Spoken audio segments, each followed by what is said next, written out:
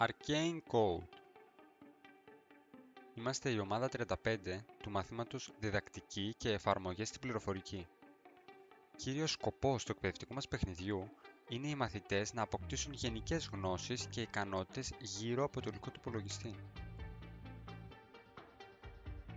Μια μέρα, παίζοντας ένα παιχνίδι στον υπολογιστή σου, ξαφνικά πηγαίνεις σε έναν άλλο κόσμο, μέσα στον ίδιο τον υπολογιστή.